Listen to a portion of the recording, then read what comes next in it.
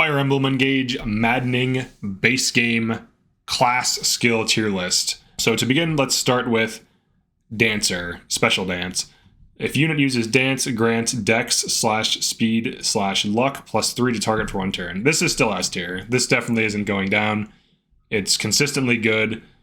It always works. There's no downside to it at all. It's pure upside. All right, next we have Air Raid. So this is on Wyvern. If unit initiates combat from a space foe cannot enter, grants speed +5 during combat. I feel like this still is S tier, but I feel like it's like situationally S tier, so I'm going to bump it down to A. It is pretty easy to play around if you're used to running flyers. If you're not, though, it can be difficult to use. But it's speed +5 for free as long as you position correctly and are attacking non-flyers from out-of-bounds tiles, which that can be like a rock, it can be a low wall. There's so many out-of-bounds tiles in the middle of maps and random spots. If you're just looking for them, you will find them. There are very few, if any, maps where there aren't out-of-bounds tiles. So, something to consider.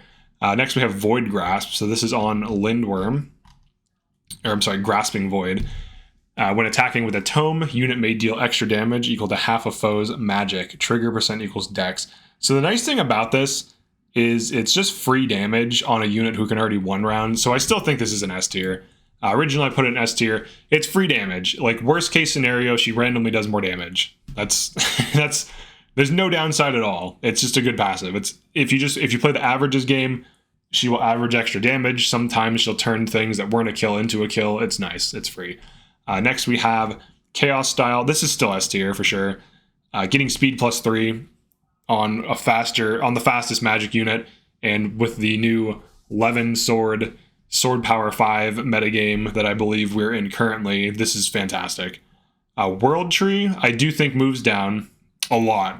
I think, honestly, it's just C tier now. Before, when you could only get so many warps and rewarps and things, and it was finite within a given Maddening run, it was really strong because it could conserve rare staff use. But now that the well is in the game, I've completed like Maddening save files with like 5 rescue staves and excess warp staves, like 4 excess warps. So if you just do tier 4 welling throughout your entire run and you do paralogs, you're going to get a ton of extra warps, a ton of extra rescues. So this doesn't matter nearly as much as it did when the game first launched. Next, we have Merciless. Honestly, this is going to get bumped down too. 50% more damage against broken foes. I'll put it in B tier. It's still 50% more damage, but because of the well, everyone has access to crazy passives, so things like this don't matter nearly as much for setting up kills on things like worms. So breaking foes doesn't really matter at all. Like, you can just one round everything. If you build your units correctly and you do tier 3 to 4 welling an entire playthrough, you can get Sword, Lance, Axe, Power 5, Speed Taker, whatever you need for your hard carries to double or one round. You can run crit builds. There's all these different ways of one-shotting or one-rounding. This is not as relevant as it once was. Brave Assist, honestly, I'm bumping this down as well. It's good, but Hero isn't like the best physical carry. It's like a good unit. Certain units are good on it. But you need to be at max HP, which does hurt it. If it just always worked, that'd be fantastic. But unfortunately, you have to be at max HP. So if your hero initiates combat and takes damage, then it doesn't work. And then they're just a backup unit. So that's also a point against it. Luna. Luna is really good. So when making an attack, ignore half of foes' defense/res on Alchrist, who has high dex and high dex growth. So he hits like 40 to 50 dex easy, and the trigger is the percent of like whatever the dex is the percentage. Luna, I would say, is just like A tier. It's good. I mean, maybe within the framework of the current metagame, it's only B, honestly, because you have to consider that Sword, Lance, and Axe power have displaced so many classes and abilities now, because with tier 4 welling, you can easily get plus 10 damage per hit, and if you double, that's plus 20 damage, which is generally more than enough to kill things. So I don't think Luna is as good. There's no bow power. That's the problem, right? Like there's no passive that scales bow damage like the Axe power and Lance power and all those. And I think that definitely hurts Luna. And I also think bows make kind of poor enemy phase weapons. And for player phase nuking, there's more consistent builds and more consistent units and more consistent passives you can be relying on. Speaking of which, I'm putting Sandstorm in S tier. You might think this is my bias, so, I always run Tamara, whatever. Honestly, she's easier to get going than Gold Mary, who a lot of people rate her very highly. But the thing with Sandstorm, especially with the Lance power meta, like the power meta, I would argue we're in, you can hit like a truck with javelins, and then Sandstorm just pushes your damage up even further. So she can one round on counterattack mages easily and tank them because she has high speed and res, so she doesn't get doubled. She hits really hard. With Lance Power 5 and doubling, you're guaranteeing, and with high enough speed, which is not hard to achieve on Tamara, you're guaranteeing one rounding most things, and then Sandstorm just pushes your damage up that much more. And when Sandstorm crits, it's absolutely insane, and it can turn like a low damage hit. Like if you have Wrath from Ike and you Sandstorm crit on enemy phase, which is a very common occurrence, you can turn non-lethal hits into lethal, and you can enemy phase like high volumes of enemies. And even if your chance to trigger Sandstorm is only 30%, it's still high enough that it's going to happen a lot, and it's going to increase your average kills. It's basically just rolling for an extra crit for free. So like if you have like a killer weapon, you throw it, you go for Sandstorms, you can roll a crit, and you can roll Sandstorm, and you can roll Sandstorm crit. And Sandstorm crits can hit like a truck and deal like 200 damage. So they're pretty wild. But just Sandstorming on enemy phase is very strong. Sandstorming on player phase with like a Brave Lance is very strong. It's one of the best. It's one of the few passives in the game that straight up enables a build archetype. Some of these passives are just strong. Like getting more speed is nice, but it doesn't enable like a completely unique Brave Lance build, for example. This thing is crazy. It's very strong. Next we have Ignis on Vidam. So Ignis is very similar to Sandstorm. It gives you more damage. During combat, may add half of strength to magic damage or half of magic to all other damage. Trigger percent equals dex. I would say this is like here. I don't think Saline is the best damage unit. She's also not very fast. If you're running DLC, you can Star Sphere her early to like fix her build and her speed, which does get her into doubling thresholds more consistently. But outside of DLC, like on base game, she's very slow. Even if you put her on something, like you can't put her on something other than Vidam. I was about to say if you put her on Mage Knight, but it's like, it doesn't work that way. But you need to be on Vidam to access this passive. So Vidam is not that good of a class. It's decent. It's like a good utility for sure, but it's not a good combat class. So it's nice when it triggers, but it's not going to be like carrying your playthrough, and it's not as consistent or as reliable as Sandstorm. Tamara's dex gets really high, and Saline, her dex is kind of average, below average, doesn't like scale that well. Pincer attack. Now, I don't think this is very good anymore. I think this is like mid B tier. So Halberdier is an okay class, but there's better options. And if you're going like hyper aggressive, it's definitely not the best thing, because its setup condition for doubling is you have to have another unit behind the enemy, which isn't exactly an easy condition to meet consistently. And with the well changing everything, you can consistently double in most units. You can get most units speed +5 or speed taker or both, and doubling is not really a problem. You're essentially intentionally running a slow unit who wants to leverage pincer attack, and there's very few units who benefit from this. Even the units with high strength are usually better off on crit builds, so there's really no place for this in the metagame, in my opinion. It's just a slow skill on a class that could be a little bit better. Hobble on Wolf Knight. It's really, honestly, I don't even think Wolf Knight is that good in general. So I'll put this, like, I guess it's B tier. It's still useful utility, but I don't know. I think it's just okay now. I think back in the day when things were more strict, when you couldn't have tons of crazy passives, it was relevant. But you also have to consider the condition. If unit initiates combat with a knife, inflicts move -2. Here's the thing. Would you rather hobble an enemy or just run a different class that can one round and just kill them? That's the problem with it, honestly. It's like you could just kill the target. Now, this is useful on bosses, but there's better delaying tactics. It's okay. It's like the definition of okay. Okay, and then Divine Spirit. Units engage meter is shortened 1 step. I don't know. It's definitely useful, but you also have to consider it's on Divine Dragon, right? So when you're on Divine Dragon Allure, your combat's much worse than if you were on like Griffin Knight, Wyvern, even Paladin, or even Bow Knight. So like Throwing out good combat to shorten your engage meter one step, I don't think is worth it, but it's still not bad. I'll put it like middle of B tier. It's useful, but you have to consider that if you just enemy phase with Bonded Shield for a single turn, you can completely refill your engage meter in a single turn. Like if 5 enemies attack you and you tank the ball, you get an engage meter, a bar for getting hit and for attacking. So if you get hit and counterattack, like even 3 to 4 times, that completely resets your meter. So it sounds good on paper, but in practice, it's not that useful. And even if you just do something like chain guarding, like let's say you chain guard, you get 1 meter per hit. So if an enemy attacks you, if you double them on counterattack, you get 3 bars for attacking, for getting hit, 1, then 2 for each attack. And then when you attack another enemy next turn, that's 6. That's like 6 total bars in a single enemy player phase sequence. So it really doesn't do that much. Like you're better off on a better combat class that has better average combat, in my opinion, especially at this point in time. Now you can use it, it's fine, but it's definitely not optimal. All right, next we have Sniper. The no distractions grants crit plus 10 during combat with a foe that can't counter. So essentially, if you can hit a dude who can't counterattack, you get crit plus 10. Now this is situationally useful because if you're running like a killer bow build and you're attacking most enemies on Maddening mode, a lot of enemies have 2 range weapons. So like a lot of enemies have like tomahawks, spears, levin swords, flame lances, stupid stuff like this that just prevents this from triggering and therefore robbing you of your crit. It's also on Sniper, which isn't that good of a class. I'll put it in okay tier.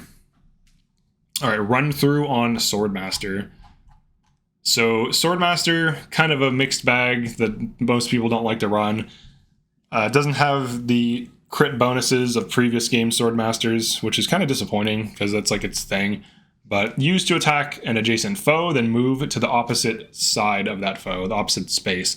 So essentially you could move 5 and then attack a thing using run through, and then you move 2 more tiles, but you also move through an opponent. So it's useful in some ways, but it's not really that useful. It's really only useful if you're like diving, and endgame on this game, like endgame maps favor warping. So if you want to run through endgame maps, you warp. You don't use things like run through.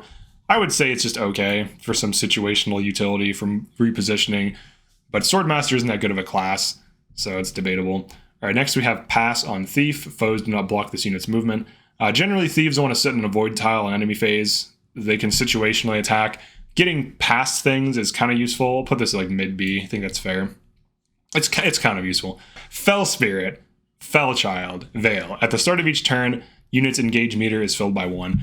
I think it's like similar to this. It's just okay.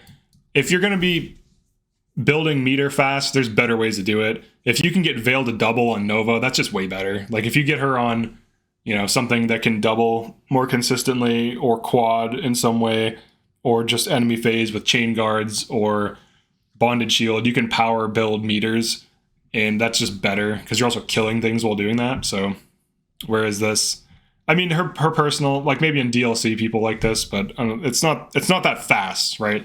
If you're warp skipping the endgame maps, which is when you get her, it literally is irrelevant.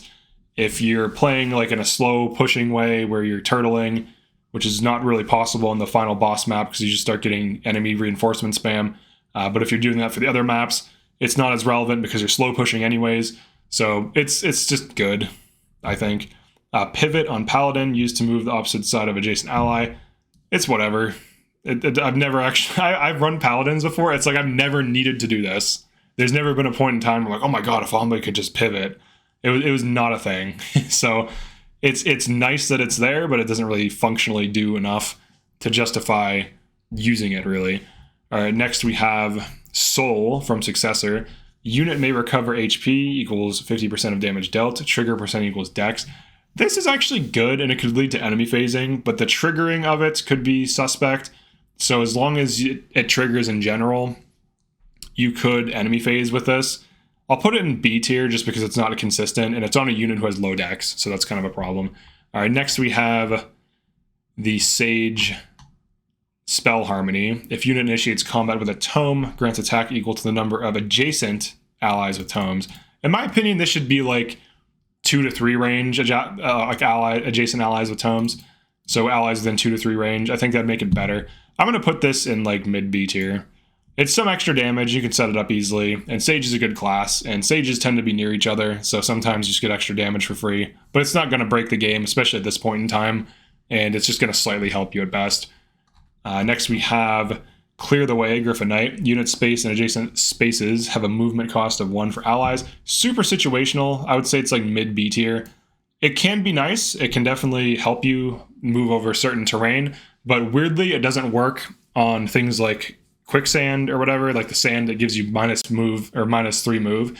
You can move over that sand normally in general. So Clear the Way does nothing there. But if you're standing on it, it does nothing. So it situationally works. Like it works with like forest tiles, with like fire tiles, with water tiles, stuff like this. So it can open up movement, but that's debatably useful because warp exists. And if you're going to be diving, warp is usually better, or flyer is usually better. So it depends on your team comp, how useful it really is, and what map you're on. So it's very situational. Diffuse Healer. This one I've warmed up to a bit. When unit is healed by staff, all adjacent allies also recover 50% of that HP. Now it's on Martial Master, which actually is really good on Lucina. So like Fram would really be one of the units that'd be running this. She has good supports with units, so she can stat boost their avoid, their hit rates, their crits, and so on. With that being said, Diffuse Healer, I would say, is actually strong. It's like it works well within the metagame, which I would argue is Bonded Shield or Warp Strats or Chain Guarding. It's like some combination. It's either the enemy phase metagame or a dive metagame. But in enemy phase metagame, it's fantastic. In dive metagame, it's okay. It'd be like C tier.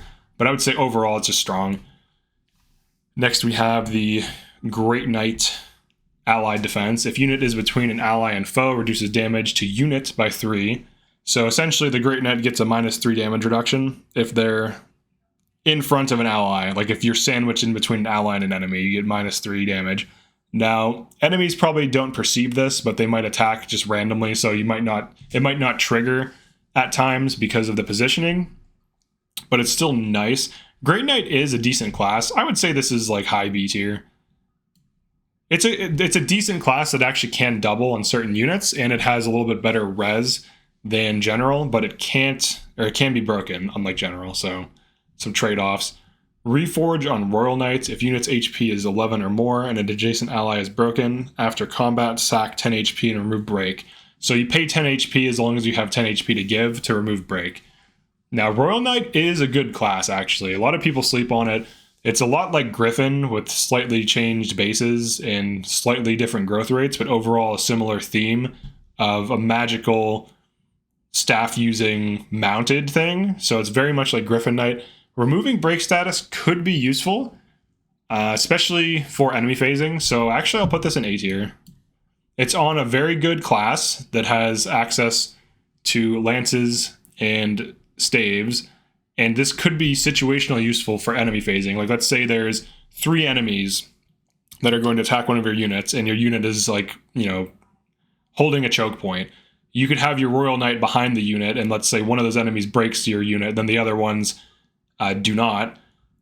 Like they can't break. So the AI always opens with a break. So removing break actually could lead to more enemy phase damage and kills. So that actually is situationally useful. And as far as I know, this is the only way to remove break, because it happens passively and it happens after combat, during enemy phase. So you can't really remove break otherwise. You can prevent it. You can chain guard to prevent break. So another thing that you can do is you can chain guard a unit if there's only one enemy that breaks. They always open with the break unit. They don't perceive chain guard. So they'll always go for the break, and then the chain guard prevents it, and then you counterattack. So there's different ways to handle this problem. And also Bonded Shield, as long as you don't get hit twice, prevents break by essentially chain guarding each hit for the first hit. So actually, it's pretty good utility, to be honest. So my opinion on that's changed a bit. Swap on General, used to switch places with an adjacent ally. It's whatever. I mean, maybe there's some like LTC strats or some dive strats that make use of things like this. But if for like general play, even just for like general, Warp Micaiah strats or Bonded Shield strats or general average play where you're kind of attacking, kind of defending, for like hyper defensive play, for average play, for hyper offensive play, I would say it's just whatever. General is not that good of a class in general, unfortunately, There's better things that tank. There's a lot of things that do its job much better than it. And there's other, you also can just use Bonded Shield, and then any one of your units can tank. So that's the other thing too. Kind of undermines its value. Careful aim on Bow Knight. If unit initiates combat without moving, grants hit plus 40. Now this works with any weapon, which is interesting. However, it's not that useful because you kind of have to set it up so that the enemy's near you and then you don't move. But it is hit plus 40, so let's say it's okay. It's very situational. I've run Bow Knight a few times. I've never really needed to use this. Bow Knight gives a lot of dex, and a lot of units you put on Bow Knight probably have good dex anyways, and very rarely does this matter. So I've never personally found it to help at all. Maybe like here. It's like low C tier. All right, Avenir's thing, Golden Lotus. During combat may prevent 50% of physical damage taken. Not all damage, just physical. Trigger percent equals dex. So not only does it only has physical damage, but it's also on Alfred, who has pretty low dex and pretty bad hit rates. So it's not going to be triggering that much. Honestly, I think this is bad. It's not that it's on a unit who has bad growths, who has a terrible early game. The only way to make him good on early game is to put Sigurd on him, and other units can make better use of that.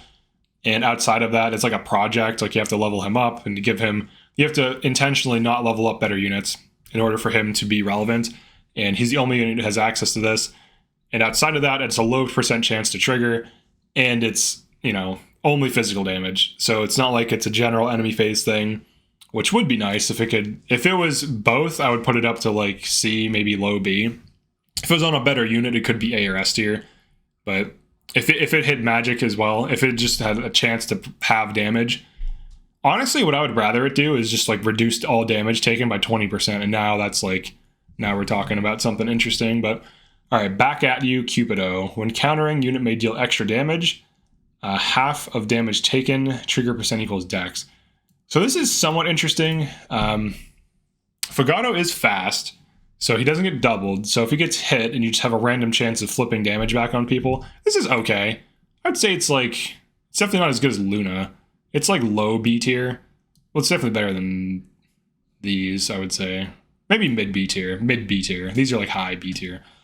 Mid B tier. It's extra damage for free. It's situational, and it's very because you have to get hit and there's a chance. That's the thing that I don't like about it. It's like you get hit, so you have to take damage, and there's a chance for it to happen. But if he's getting hit anyways, maybe you get some extra damage for free. That's better than these super situational things.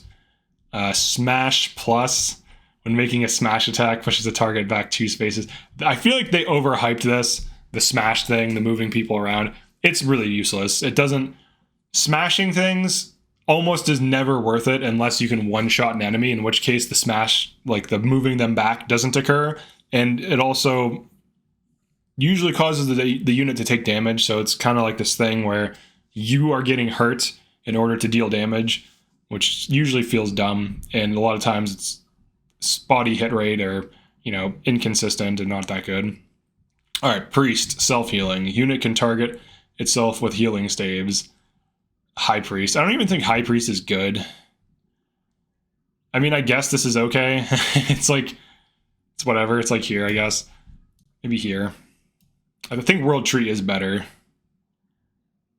World Tree, I mean, I guess I'll move this to B tier. Even though the staff thing doesn't matter as much, it's still better than the C tiers. It's still much better than these, that's for sure. So we'll move that up. Then these are like other things. Pretty sure that's all of them. So yeah, this is the new tier list for the class skills. That's it for this one. Definitely like and subscribe if you enjoyed this or found this useful, and I'll see you in the next one.